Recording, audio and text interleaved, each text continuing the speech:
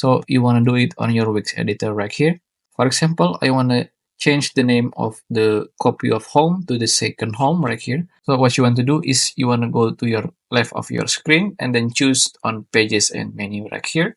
And then on the side menu, you can choose any of the page that you want to change. I want to change this copy of home to the second home.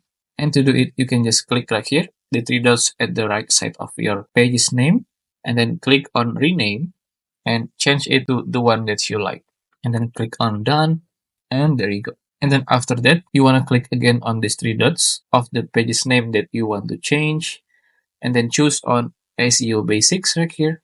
And you want to scroll down a bit. And then here on the URL slug, you want to change the URL slug of your page's name to the newest one. For example, it's copy of home. So the new one will be second home. And then the last one, you want to go to title tag right here, which will be the title of the page in search result. You also want to change this section to your newest name of the page. And that's it. The changing of the page name will be perfect right now. And there you go. If you find this video useful, please consider like and subscribe.